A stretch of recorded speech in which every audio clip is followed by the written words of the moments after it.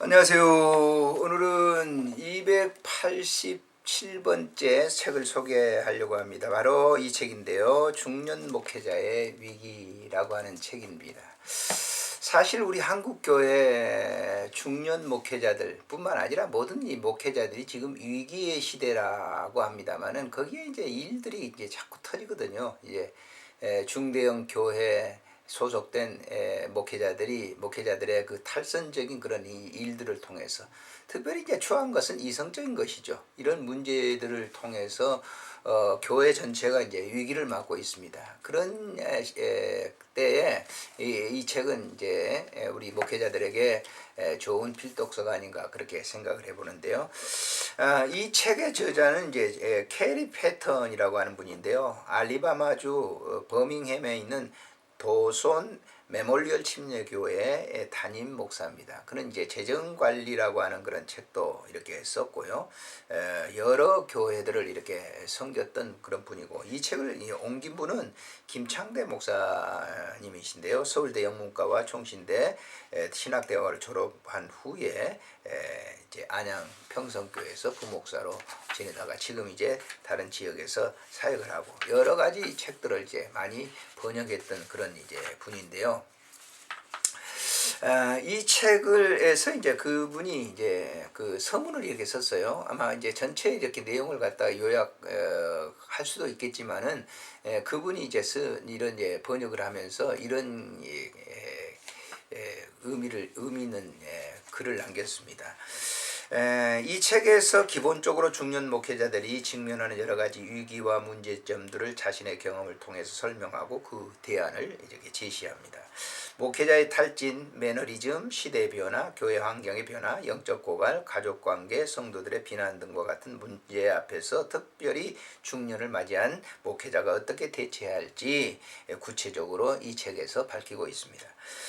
이 책은 비단 중년 목회자들을 위한 것만은 아닙니다. 사실 중년 목회자에게 다가오는 문제들은 모든 연령층의 목회자들에게 동일하게 나타나고 있죠. 비록 그 문제들은 중년 이전에 보이지만 이미 삶의 깊은 곳에서 그 싹을 드러내고 있다는 것이 정확한 표현일 것입니다. 그러다가 중년이 되어서 비로소 가시적인 형태로 나타나게 되는 것이죠. 이런 점에서 이 책은 모든 목회자에게 자신의 삶에 대한 새로운 반성과 함께 올바른 방향을 모색할 수 있는 기회를 제공해 준다고 볼 수 있습니다. 저자는 특별히 목회 역할을 세 영역으로 나누게 되죠. 설교, 행정, 목양. 그는 자신의 경험을 토대로 목회자가 세 영역에 대해서 일반적으로 어떤 태도를 가지고 있는지를 예리하게 분석을 해줍니다. 한 예로 대부분의 목회자는 자신의 사명을 근본적으로 설교에 있다고 보고 행정과 신방과 같은 것을 등한시한다는 것을 지적을 하고 있죠. 저자는 올바른 목회자는 이 세 영역에서 모두 전문가가 되어야 한다는 걸 역설하고 있습니다. 그렇지 않으면 목회 사역에 위기가 올 수 있다는 것이죠. 또한 목회의 균형 잡힌 사역이 무엇인지를 새로운 시각에서 시도하고 있습니다. 오늘 우리 한국 교회는 많이 변했죠. 60, 70년대에 부흥기에 있을 때 목회자의 이상은 교회 안에서 거의 독보적인 존재처럼 보였습니다. 하지만 80년, 90년대에 교회가 정체기를 보내면서 교인 수가 제자리 걸음을 했고 아울러 목회자 이상도 크게 이축된 것이 사실입니다.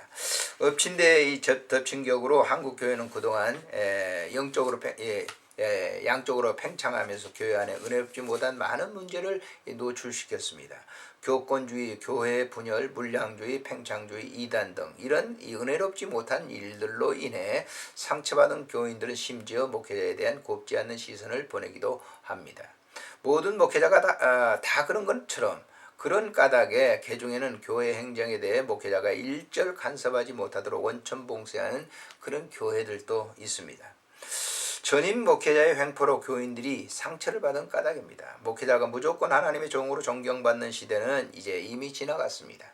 존경은 자연스럽게 얻어지는 것이 아니라 노력의 대가로 주어지는 것이 오늘의 현실입니다.